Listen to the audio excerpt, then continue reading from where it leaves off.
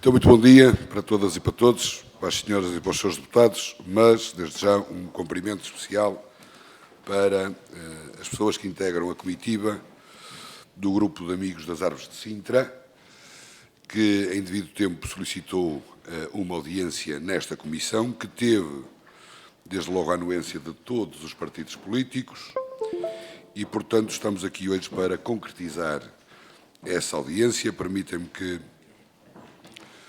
vos diga que relevo muito o vosso trabalho da ação cívica, que naturalmente aporta muito ao trabalho político que nós aqui estamos a fazer em prol da sustentabilidade a todos os níveis. Nesse contexto, eu queria só dar uma pequena informação inicial de como tudo isto se vai desenrolar, de acordo com a grelha que está estipulada neste tipo de audiências.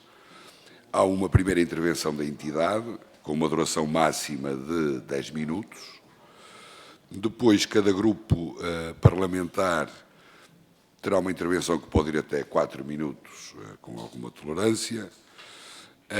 E, no final, temos uma resposta, novamente, da entidade para esclarecer e para dar resposta às questões que, eventualmente, sejam formuladas.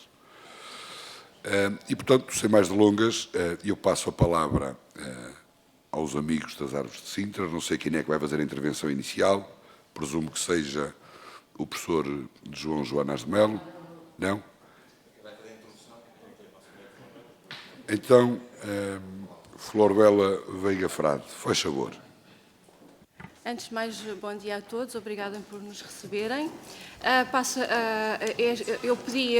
Nós pedimos esta reunião, mas não é só o Grupo dos Amigos das Árvores de Sintra, temos também a Rosa Casimiro, da Plataforma em Defesa das Árvores, temos Paulo Ferreiro, do Fórum Cidadania Lisboa, e temos Paula Mascarenhas, do Grupo Ecológico de Cascais. E, para nos acompanhar, temos já alguns especialistas nestas áreas, que é o engenheiro Rui Queiroz, a engenheira Filomena Caetano e o professor João Joanás de Melo, que é também representante do GEOTA. O que nos fez marcar esta reunião foi o facto de, no Parque Natural de Sintra Cascais, que é considerado paisagem protegida e classificada pela Unesco, a IP fez uma devastação enorme no arvoredo, que faz parte da paisagem. Nós conseguimos reunir pessoas do país inteiro praticamente lá para verificar o que estava a suceder e verificámos que isto não é só um problema de Sintra ou dos parques naturais de Sintra Cascais, é um problema a nível nacional e a legislação não está consentânea de modo nenhum com o conhecimento científico, tal como poderão verificar, porque enviamos uma tese de mestrado que vem, obviamente, corroborar esta ideia de que o conhecimento científico não tem a ver com a legislação que está em vigor. E passo já a palavra ao professor Joanás de Melo. Muito obrigado, bons dias a todos. É sempre um prazer vir aqui a esta comissão, é onde se faz política com P grande, esperamos, nos dias bons, esperamos que hoje sejam dos dias bons. O que é que está aqui em causa? Temos uma legislação de 2017, cujo eixo principal é a proteção de pessoas, animais e bens, mas a forma como depois essa legislação acaba por ser aplicada, parece que as árvores não são um bem a preservar. A legislação deve estar sempre baseada no conhecimento científico e esta lei, pese embora as boas intenções que tem, acaba por ser simplista e efetivamente ignora uma boa parte do melhor conhecimento científico disponível. É definido um conceito que são as faixas de gestão de combustível e substituição por espécies autóctones, isso está na lei, mas aquilo que é a prática é criar faixas de 10 metros quase sem vegetação, que acaba por ser contraproducente porque facilita a propagação de infestantes como a acácia, por exemplo. Há exceções previstas na lei, a expressão que é usada na lei são manchas de arvoredo com valor patrimonial ou paisagístico ou outra vegetação protegida no âmbito da conservação da natureza e biodiversidade.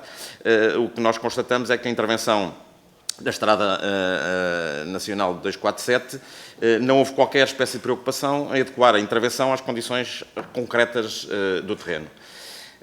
Há um princípio genérico da Constituição da República de que a defesa do ambiente deve ser assumida quer pelo Estado, quer pelos cidadãos, mas os cidadãos não são consultados neste tipo de intervenções, não participam neste processo de tomada de decisão. Enfim, depois há a legislação sobre a defesa do arbrador urbano, mas que acaba por não se aplicar por falta de regulamentação.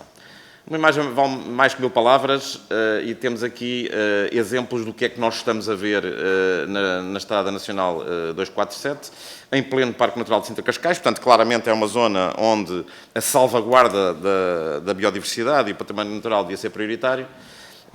Estamos a ver um abate sistemático de árvores com dezenas de anos. Estamos a ver verdadeiramente uma devastação da paisagem e depois temos uma série de material excedente que acaba por ser ele próprio, se não for devidamente tratado, um risco de incêndio, para além do tal risco da propagação de espécies infestantes.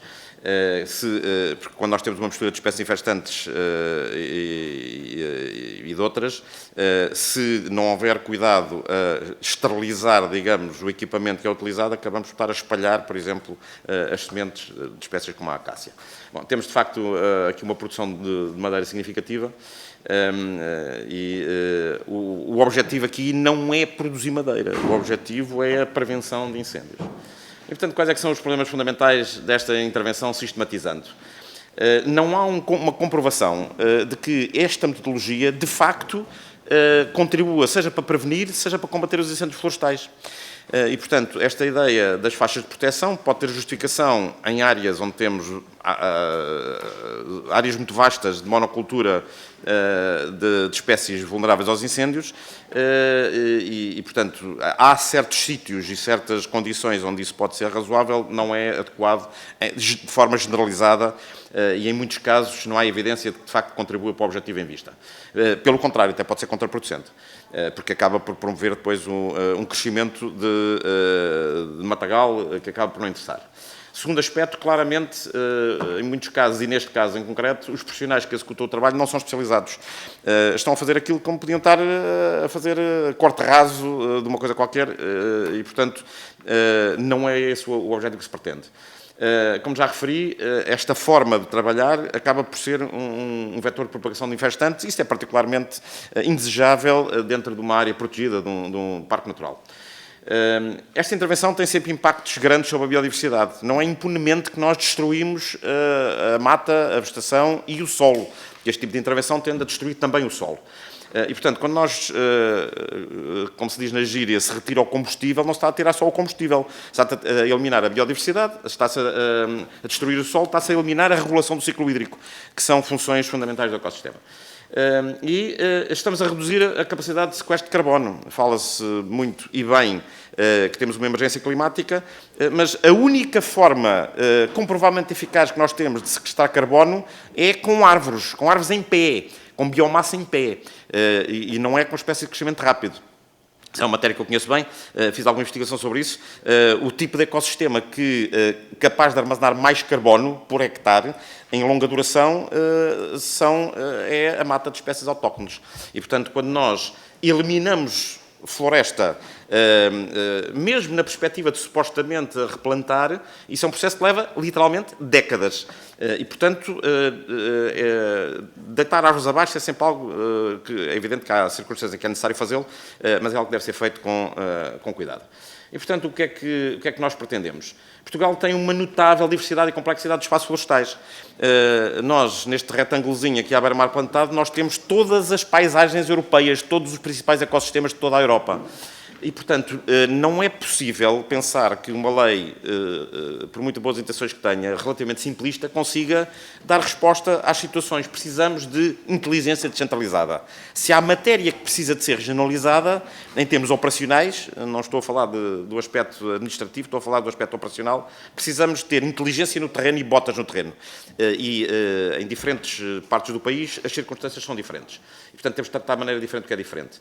As intervenções no terreno têm que ser dirigidas por técnicos com conhecimento dos domínios florestal e ambiental, as duas coisas. que são complementares, obviamente, não são disjuntas, e com experiência de campo, que nós vemos muitas vezes as intervenções serem feitas por equipas que claramente não têm experiência do que é fazer um trabalho em área sensível. E, finalmente, quer os executantes, quer os donos de obra, devem ser corresponsabilizados pelos danos indevidos, que parece, neste caso, terem acontecido. E, infelizmente, em muitas outras intervenções em Portugal tem acontecido. Recordo um caso recente, estive há pouco tempo numa conferência em Alenquer, mas podia ter sido noutro sítio, em que se estava a olhar para os bosques de espécies autóctones, em que bosques de espécies autóctones foram deitados abaixo, estavam a menos de X metros de uma casa, numa área que não tinha absolutamente risco nenhum de incêndios. E, portanto,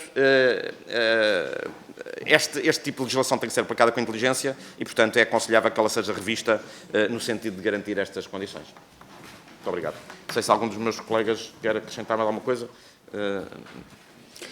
Eu devo dizer que ainda existe 1 minuto para ser usado. Se quiserem fazê-lo, faz favor. Rui Queiroz, sou engenheiro civicultor e aposentado do ICNF. Eu acho que num minuto vou só dar um caso concreto que tive conhecimento. Eu trabalhava no Registro Nacional de Arvoredo de Interesse Público e há cerca de 2 anos tive um pedido de classificação de um pinheiro manso numa herdade ao pé de Grândola.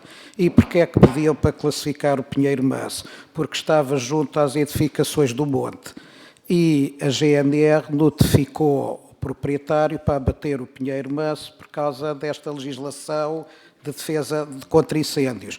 Eu olhei para o que estava ali à volta, aquilo tem muita areia, é uma zona pouco florestada e, sobretudo, tive a sensação que aqueles pinheiros fazem uma falta, havia vários, aqueles pinheiros fazem ali muita falta porque no verão ali fazem 40 graus, é a única coisa que dá sombra.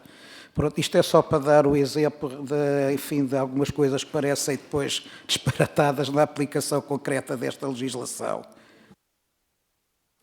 Muito obrigado. Não sei se há mais alguma chega também, quer dizer, os 10 minutos não tem que ser... Mas pronto. Muito bem, Sr. Professor. Obrigado pela vossa apresentação inicial. Creio que o objetivo principal foi concretizado, que todos nós ficamos a perceber o que é que vos traz cá. E sem mais delongas, passo agora à nossa ronda de intervenções, começando pelo Grupo Parlamentar do Partido Social Democrata. 4 minutos, naturalmente que se houver necessidade de exceder um pouco, também haverá essa condescendência. Muito obrigado. Muito bom dia, Sr. Presidente, Srs. Deputados. Uma primeira palavra cumprimentar o Grupo de Amigos das Árvores de Sintra e restantes instituições aqui presentes. Agradeço em nome da bancada do PSD a iniciativa de trazerem esta vossa preocupação à Comissão de Ambiente e Energia, bem como também a exposição que agora nos fizeram. O PSD tem acompanhado estas matérias e esta situação em concreto, e quer o Grupo Parlamentar do PSD aqui na Assembleia da República, como também na Assembleia Municipal de Sintra, que já levámos também uma intervenção do nosso Grupo Municipal do PSD. E esta situação que aqui nos apresentam, bem como o abate de árvores em terrenos privados, que também tem acontecido, como sabem, em várias freguesias deste concelho. O PSD é muito sensível a este problema que hoje aqui nos levantaram e que também levou à criação da Lei 76 de 2017 por consequência dos trágicos fogos que ocorreram no verão de 2017 em Pedrógão, que ninguém quer que se repita. Por uma razão de prevenção e repetição de tal tragédia e no âmbito nacional de defesa de florestas contra incêndios, esta é uma lei que tem 2 pilares acima de tudo. A prevenção dos incêndios, mas também, por outro lado, o abate de árvores, possibilitando o abate de espécies vulneráveis a incêndios, como aqui falámos, a menos de 10 metros no âmbito da gestão de faixas de combustível nesta rede de secundário, que tem sido esta razão da vossa intervenção aqui hoje nesta Comissão. Relativamente ao abate de árvores promovido pela IP, estas são objeto de avaliação técnica e prévia da obtenção da autorização do ICNF, quando aplicável. E a opção pelo abate de árvores ocorre quando está em vias de risco de segurança dos utilizadores. Mas no caso em concreto da intervenção efetuada na Estrada Nacional 247, os trabalhos foram objeto de parecer prévio do ICNS em 2022 e depois tendo-se prolongado estes abates até 2023. Relativamente às faixas de combustível, sobre este assunto, as normas técnicas de gestão destas faixas impuseram no passado uma atuação da IP que obrigou ao abate expressivo do número de árvores, que motivou, aliás, um posicionamento da IP a quando da proposta de revisão destas normas técnicas. E esta proposta de revisão das normas técnicas relativas à gestão de combustível refere a possibilidade, pontualmente, de serem conservados alguns arbustos massivos, arbustivos e valor paisagístico, como a proteção e a conservação. E posto isto, acreditamos que esta é uma questão de equilíbrio entre segurança de pessoas e bens, como também de proteção ambiente, e por esta razão estamos atentos aos acontecimentos que hoje aqui nos apresentaram e também este equilíbrio só pode acontecer com uma eficaz, pronta e rápida fiscalização. E quando falamos em rápida e eficaz fiscalização, porque quando a presente lei não está a ser cumprida, a rápida fiscalização pode poupar o possível abate de diversas árvores, como poderia ter acontecido e muitas vezes não aconteceu. Estas questões são de enorme importância para o Governo do PSD, estando explanado no programa do Governo uma medida muito concreta: promover a arborização, aumentando a biodiversidade e reduzindo a vulnerabilidade em zonas rurais de incêndios, em colaboração com os agentes de território. E por estas questões que foram hoje aqui apresentadas por vocês e também estas pretensões que hoje nos aqui apresentaram, gostaríamos de questionar. Quanto à lei em concreto, já pediram alguma audiência ao Governo para exporem esta matéria? Que diligências é que já apresentaram e que respostas já obtiveram? Quando afirmam também um regime de exceção para os parques naturais de Portugal, que acreditamos que tenha razão, será que este regime de exceção deve ser igual ou funcionaria também de igual forma para todos os parques naturais? Isto é, sabemos naturalmente que o Parque Natural de Sintra-Cascais é diferente do Parque Natural da Serra da Estrela. E esta proposta passa então por ser não possível cortar uma árvore numa faixa de 10 metros ou um corte seletivo de árvores. Solicitam também, neste vosso pedido de audição, uma regular e especificar o tipo de vegetação. Tem alguma proposta em concreta deste tipo de vegetação? E relativamente à lei, com base nas boas práticas internacionais, também se nos conseguiriam partilhar estas boas práticas internacionais que disseram que também têm presentes. Relativamente ao Parque Natural Sintra-Cascais, já apresentaram as vossas preocupações locais.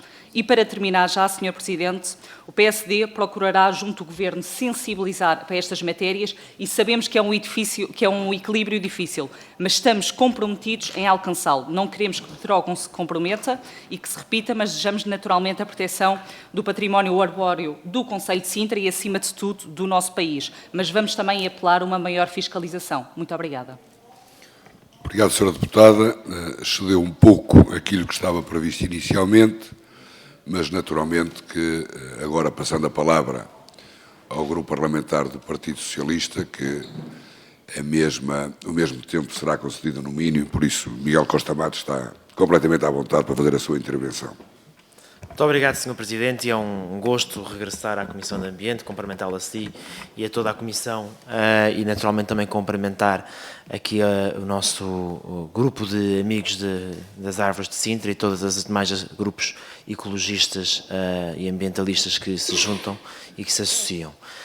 E dizer, em primeiro lugar, que da nossa perspectiva é absolutamente fundamental o vosso trabalho, o trabalho de ativismo e de associativismo, e o nosso papel ao longo de 8 anos de governação foi sempre tentar valorizar as ONGs, e isso, aliás, vê-se bem, por exemplo, na Lei de Bases do Clima e no papel que é aí atribuído às ONGs. Em relação a esta intervenção em concreto, aquilo que estamos a verificar é que é uma intervenção de faixas de gestão de combustível, não é? E aquilo que podemos constatar pelos incêndios que ocorreram ao longo das últimas décadas no Parque Natural de Sintra-Cascais, eu não sou um filho de Sintra, sou um filho de Cascais, mas muito prezamos o nosso Parque Natural, é que ela arde, tal como ardeu ainda há bem pouco tempo o Parque de Serra da Estrela, Parque Natural de Serra da Estrela. E, portanto, nós temos a necessidade de fazer faixas de gestão de combustível para reduzir aquela que é a perigosidade de incêndio. E é nesse sentido que estas intervenções resultam como necessárias. Elas foi feita pela IP, já aqui foi dito, foi acompanhada por um parecer prévio do ICNF. Houve um problema que Vossas Excelências muito bem identificaram, que foi deixarem a biomassa no local onde elas foram cortadas. Isso é contra a lei, nomeadamente o Decreto-Lei 82/2021, e, portanto, essa alerta foi feita pela Câmara Municipal de Sintra.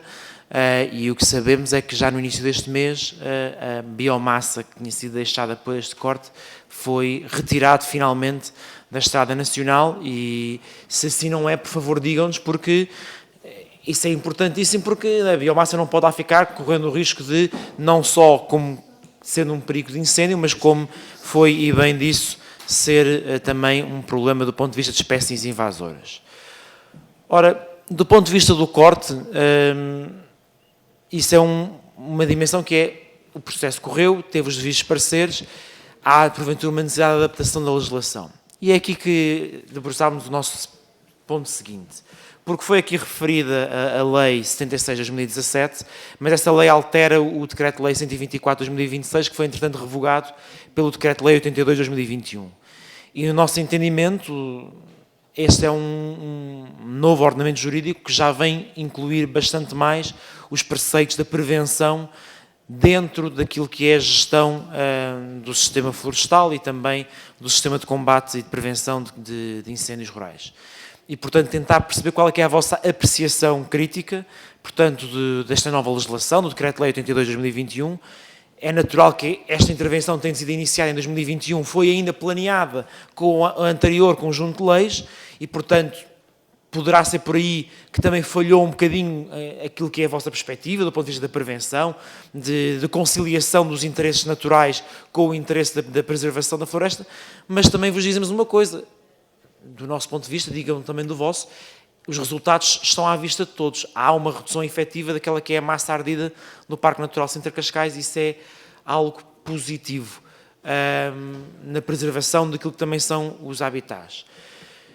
Dizer ainda que a preocupação com as espécies invasoras tem que ser uma constante, e aqui apelar também a que nos possam informar sobre a vossa opinião sobre a gestão do Parque Natural.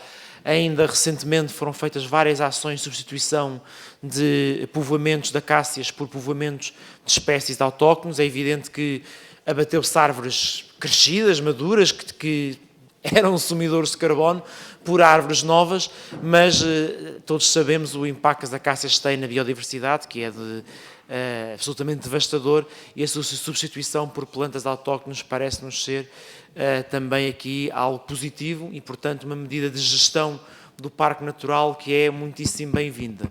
E, portanto, terminar assim, dizendo que o processo administrativo correu, teve falhas que foram corrigidas, a legislação já mudou, perceber da vossa parte se mudou o suficiente ou se deve ser mais mudada, e também perceber da vossa parte que outras medidas de gestão do Parque Natural podem ser tomadas para melhorar a qualidade das árvores, que é o interesse de todos nós. Muito obrigado. Muito obrigado, Sr. Deputado. De imediato a palavra ao Grupo Parlamentar do Chega, também para uma intervenção de cerca de 4 minutos, aqui com uma pequena tolerância, como também fizemos para os outros grupos parlamentares anteriores. Faz favor, Sr. Deputado. Muito bom dia, Sr. Presidente, senhoras e senhores deputados, prezados representantes do Grupo de Amigos das Árvores de Sintra e restantes instituições. Antes de mais, quero agradecer a vossa exposição e as preocupações aqui levantadas e dizer-vos que é de louvar o empenho de todas as entidades envolvidas na defesa da natureza e da preservação dos nossos recursos naturais.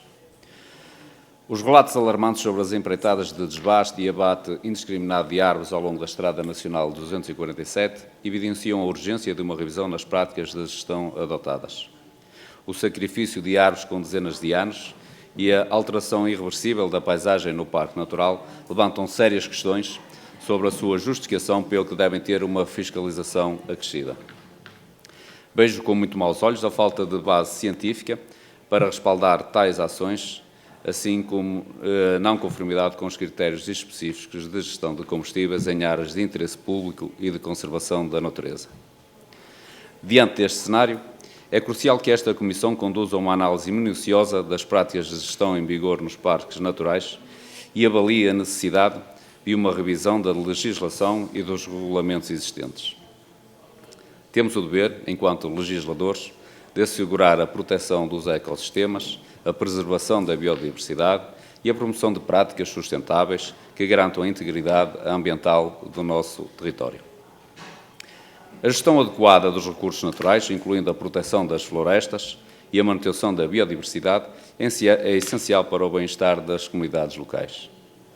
A gestão adequada dos recursos naturais, incluindo a proteção das florestas e a manutenção da biodiversidade, deve ser sempre assegurada. Nesse sentido, é imperativo que sejam adotadas medidas efetivas para conter as práticas prejudiciais ao meio ambiente e promover a recuperação e a preservação dos ecossistemas. Além disso, é crucial fomentar o diálogo e a colaboração entre todos os atores envolvidos na gestão ambiental, incluindo as organizações da sociedade civil, entidades governamentais e especialistas no meio ambiente quando se trata de legislação. Somente por meio de uma abordagem integrada e participativa é possível alcançarmos resultados significativos na proteção do meio ambiente e na promoção de um desenvolvimento sustentável para a presente e futuras gerações. E para terminar, gostava só de vos assegurar que nós estamos atentos e a acompanhar o processo e vamos aproveitar esta audiência para trabalhar no sentido de alterar a legislação vigente. Aproveito uma vez mais para agradecer as vossas palavras e as preocupações aqui apresentadas e transmitir-vos que o Grupo Parlamentar do Chega coloca-se à vossa disposição para vos ouvir e trabalhar em prol da comunidade. Muito obrigado. Muito obrigado, Sr. Deputado. Depois desta primeira ronda de intervenções, passo a palavra novamente à entidade para responder às questões que aqui foram solicitadas ou para dizer aquilo que bem entenderem, tentando aproveitar aqui estes 8 minutos, que pode ter naturalmente um bocadinho mais de tempo.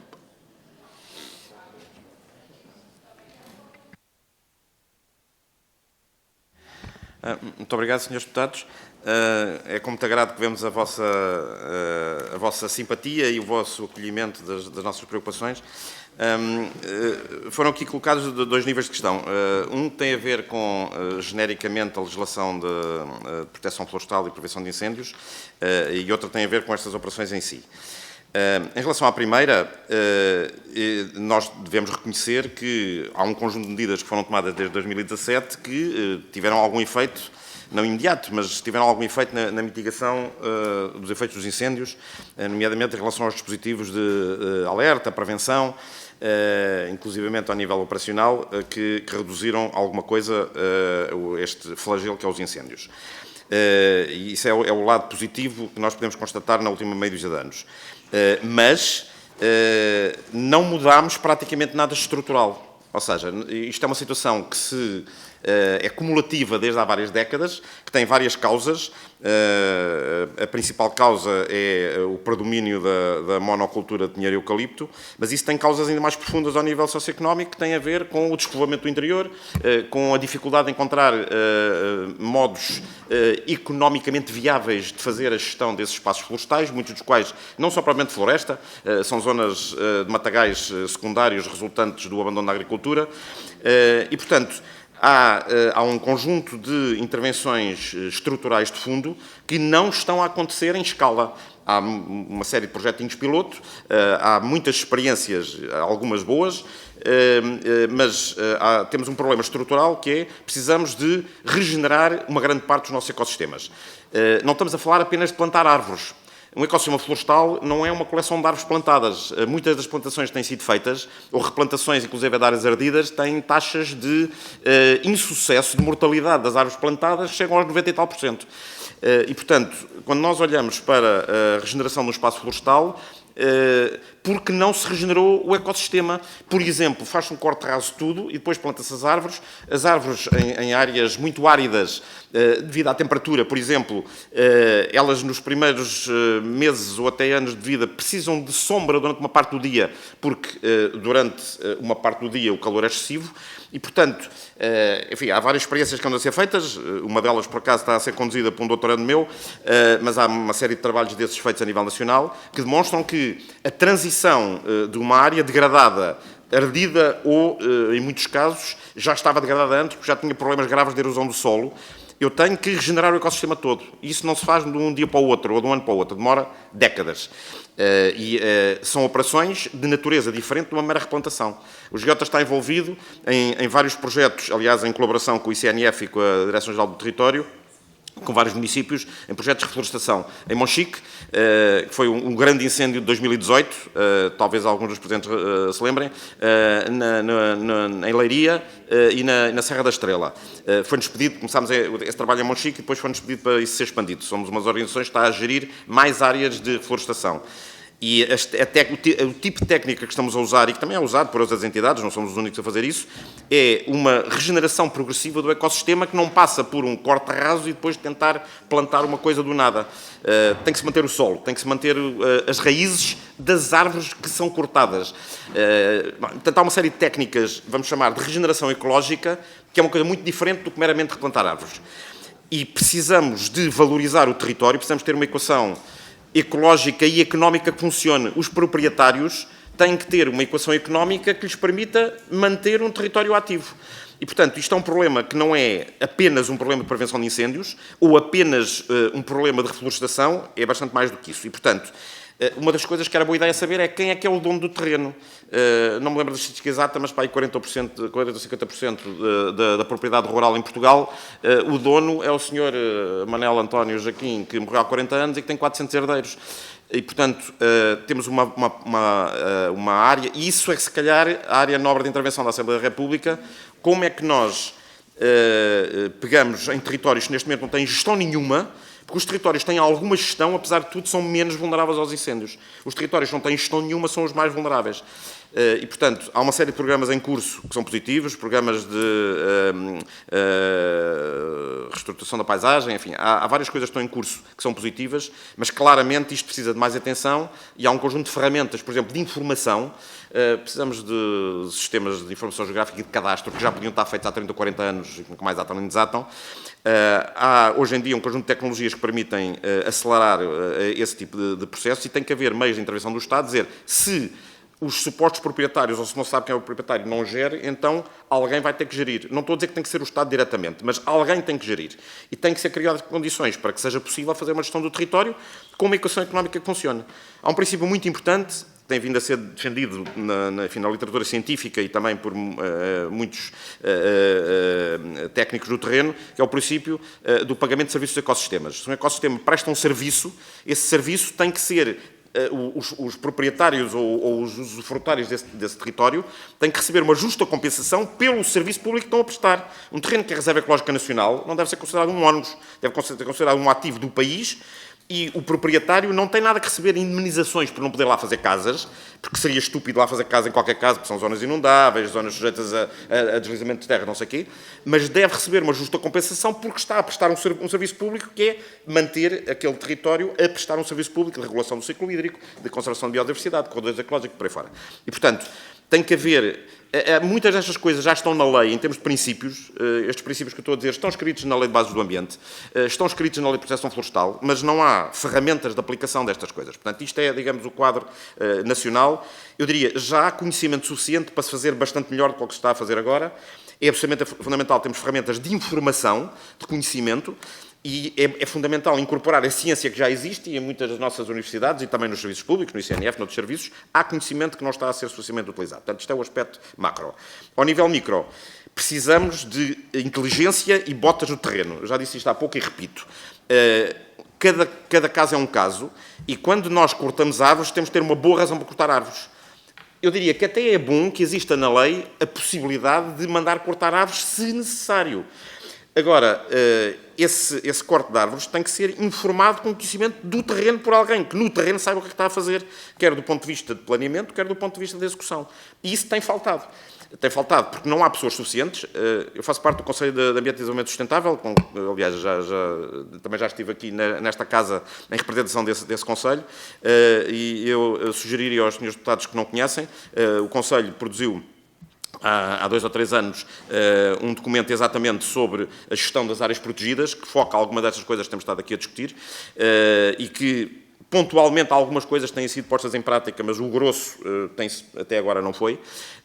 E quero lembrar que não é apenas uma ideia de organizações ambientalistas ou de cientistas, é uma ideia de um conselho que é pluriparceiros, que envolve as empresas, os sindicatos, os cientistas, os representantes dos agricultores, etc. E, portanto, esse documento é um documento consensual muito alargado.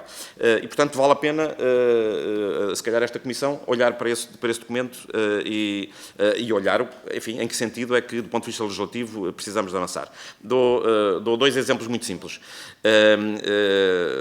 Recomendámos fortemente a reinstituição da figura dos diretores das áreas protegidas.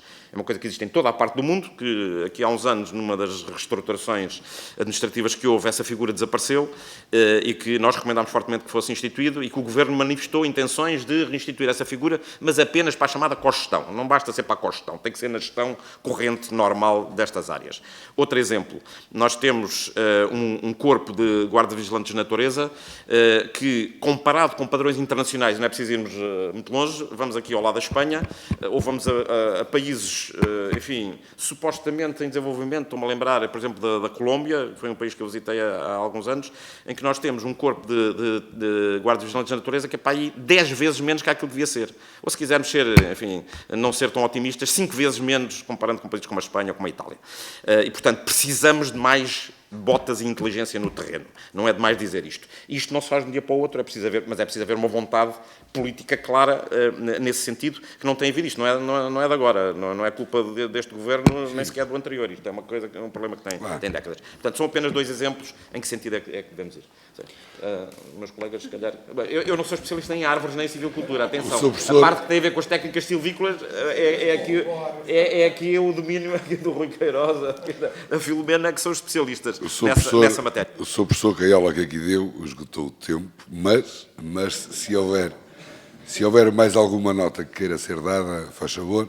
Pronto, se não, eu para terminar a audiência, para além de agradecer muito a vossa disponibilidade e todo o trabalho cívico que estão a fazer em prol aqui de uma questão maior, que é esta questão da sustentabilidade ambiental, de forma geral, queria-vos dizer o seguinte: esta audiência foi gravada, está disponível e estará disponível pelos meios digitais a todos, e neste momento a audiência em si encerrou e, portanto, a responsabilidade da Comissão terminou com isto. Contudo, com esta discussão muito profícua que aqui teve lugar,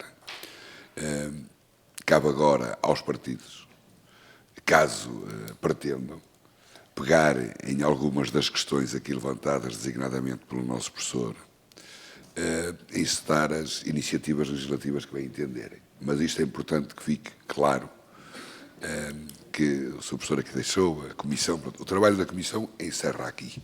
Agora, caso exista vontade, motivação por parte dos grupos parlamentares, terão aqui toda a liberdade para o fazer. E, portanto, eu agradeço muito a vossa presença e cá estaremos para futuras oportunidades. Estamos à disposição para qualquer colaboração ou esclarecimento ulterior, naturalmente. Muito obrigado.